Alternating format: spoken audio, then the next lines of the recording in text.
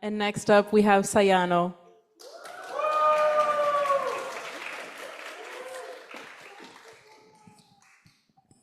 Hello. I'd like to start by showing my gratitude to the Musqueam Nation for hosting us today. I'm so honored to be able to share our work and passions here. I have a few questions for those who were born outside Canada. How many of you thought Canada was a peaceful country when you moved here? How many of you were aware of Indigenous peoples and history? And how many of you are aware that there are still many different diverse Indigenous nations, cultures, and languages prior to coming here?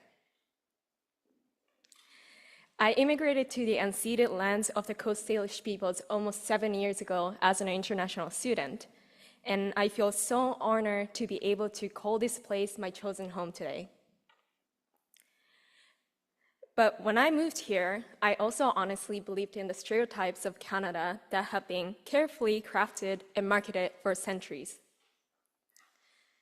In the last 7 years, I have met a lot of immigrants who didn't know anything about Canada's colonial violence that Canada has committed and continues to commit. Because that they don't know that this exists, they don't even know where to start.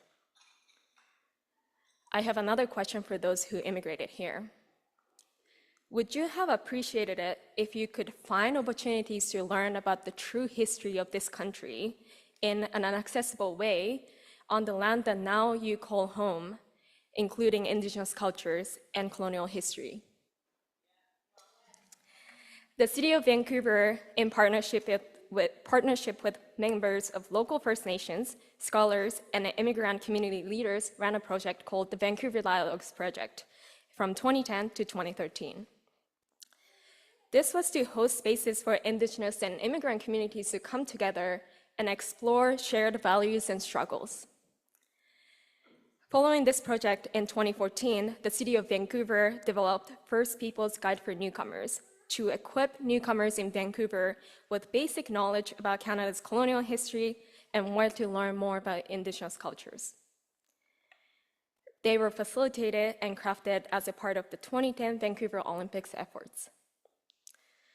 Although the reconciliation efforts need to be continuous, even when there aren't international events, another major global event will be taking place here in Vancouver, where there will be, once again, an international spotlight, the 2026 FIFA World Cup.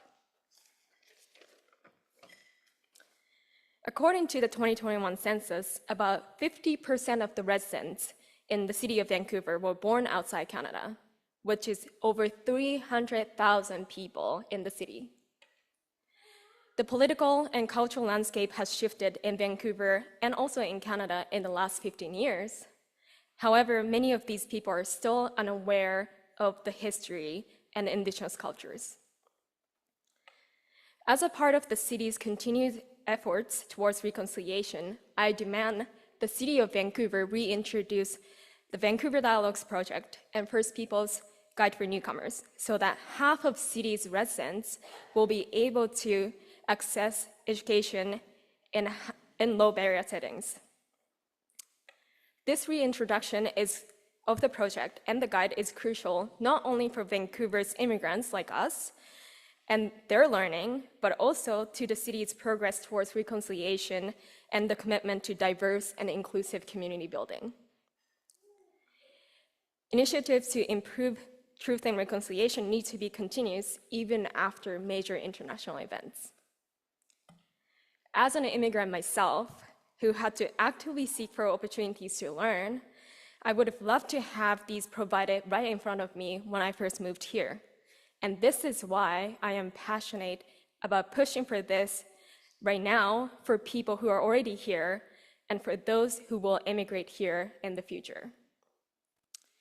I know this model of holding spaces for Indigenous and immigrant communities together works because I learned so much about the land that I now call my home and about Indigenous cultures from my friends here through this program. This coming Monday is the National Truth and Reconciliation Day. I invite all of you but especially those who immigrated here, to take time and learn about Canada's colonial history and what we, as immigrants and settlers, can do to progress our work towards reconciliation. By educating ourselves and other immigrants, I hope there will be solidarity among Indigenous and immigrant communities, just like the 2010 Vancouver Dialogues Project created, and together we will work to decolonize our city. Thank you so much.